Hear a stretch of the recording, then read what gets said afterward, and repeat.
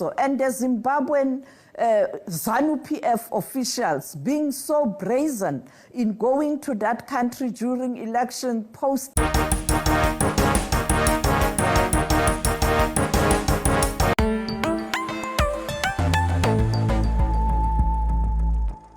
So today, SAHL accuses Zanu PF of rigging Mozambique elections. Rerun demanded as 296,000 Zimbabweans illegally voted in Mozambique.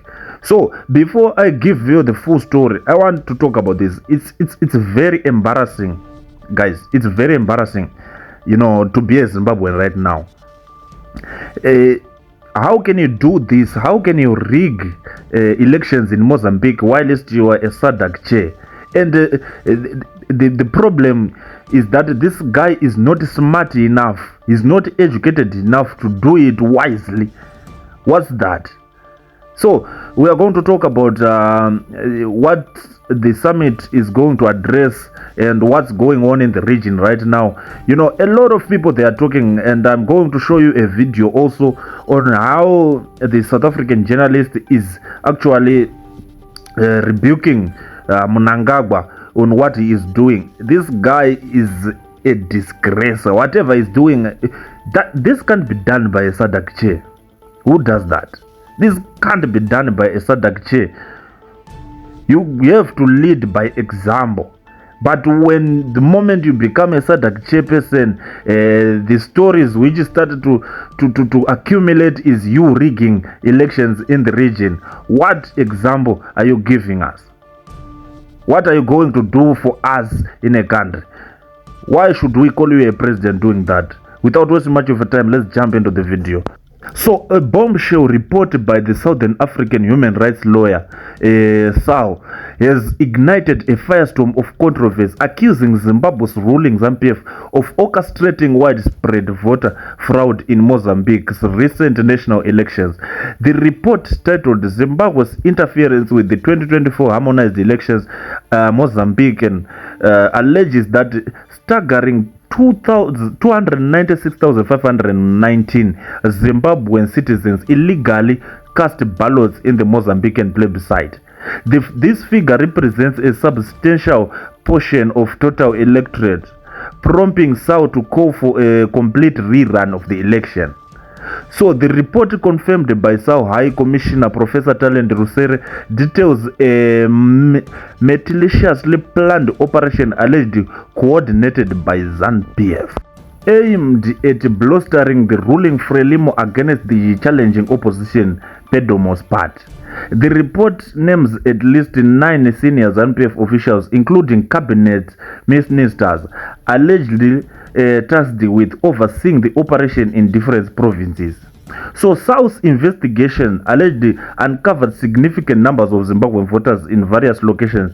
The report cites figures such as 53,122 Zanu PF supporters allegedly voting in Duma Bekita, 36,872 in Murewa, and 41,213 at Maud Muzenda Training Center in Masvingo. These are the people in Zimbabwe who are voting in Mozambique's elections.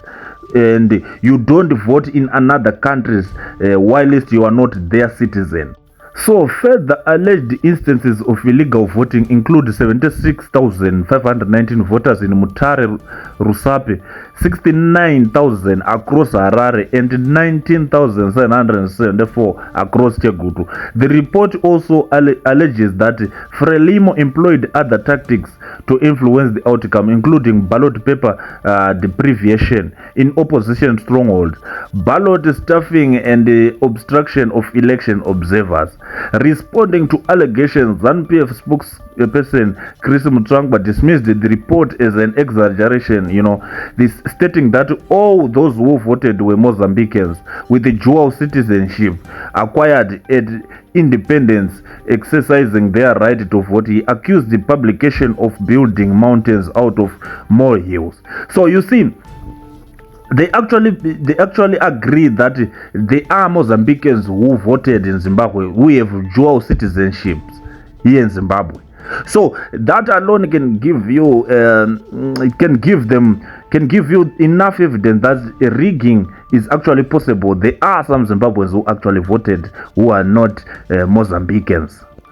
However, an investigation by publication revealed that many of those who voted were indeed Mozambicans, including several undercover Zimbabwean journalists. Mnangagwa further claimed that the Zanu PF ministers, parliamentarians named in the report as coordinators of the voting process all hold dual citizenship in Zimbabwe and Mozambique.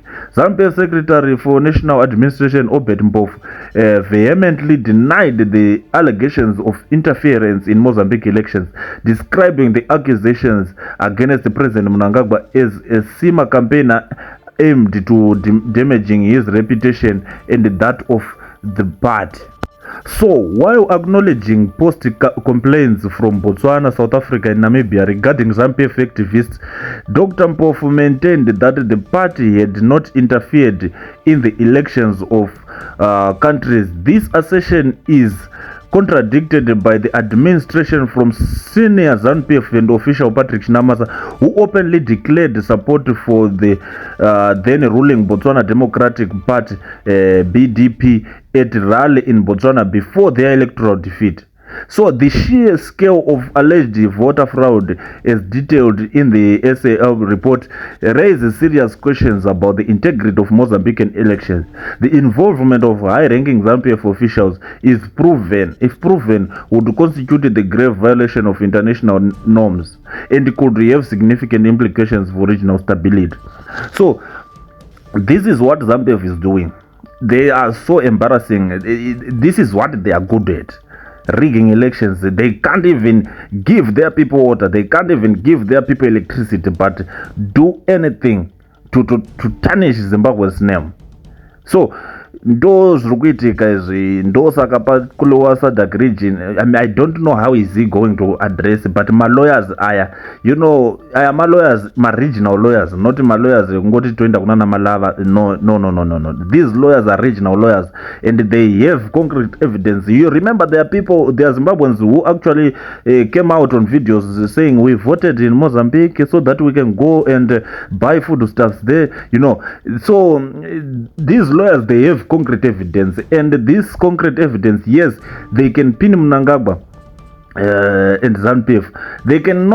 They might not remove him from power in Zimbabwe, but it will leave him, you know, naked when it comes to regional politics. He's now the enemy. He's nowhere to turn around. Even ANC is so embarrassing for them to be associating with this kind of cult. You know, so tell us what you think in the comment section. Don't forget to like, don't forget to subscribe. We'll see you on the next one. To perform badly. And I think the other issues are bread and butter issues. Botswana were not happy in terms of the direction the country was taking, the corruption, the association with Zimbabwe also, and the Zimbabwean Zanu PF officials being so brazen in going to that country during election, posting on social media their support for the BDP. Yes, we know they are former liberation organization, but don't rub it in, particularly when you know that in your own country you have issues. And therefore, I think the other issue that is becoming a problem, it is the Zanu PF in the region. It's becoming notorious, but secondly, at the time its president is the leader of the SADC. You know, he even, congratulated Mozambique even before the Electoral Commission of Mozambique could pronounce results. And therefore, these issues, leaders are arrogant, they think don't count, and they tend to undermine the voters. And sometimes the voters are watching every move. And I think the issue of arrogance, the issue of sidelining those who supported you when it was not fashionable to do so, always leads to disaster. Sure. And I suppose a sobering lesson for future leaders. Speaking of that, Duma Boko, I imagine, is going to be a whole lot more of a popular man than he was before this week. You'll tell me if I'm wrong, but it seems there's going to be a lot of focus around him possibly taking over moving forward. He's a lawyer, he's a jurist, he's been in the National Assembly before. What else do we know about him? Well, I think he's very accessible. I've interacted with him many times. He's quite accessible. And if he's able to maintain that posture, I expect him to be accessible to his people, to the voters, and to be loyal to the ordinary people, Botswana, not necessarily his cabinet or his friends, but he must remember that Botswana have decided that he must take. There you have it. Everyone, if you ask anyone in the region, what do you know about Zimbabwe? They will just tell you about rigging elections. Look, what's this now? That was it. Let's have a fruitful conversation in the comments. Don't forget to like, don't forget to subscribe. I'll see you on the next one. Thank you.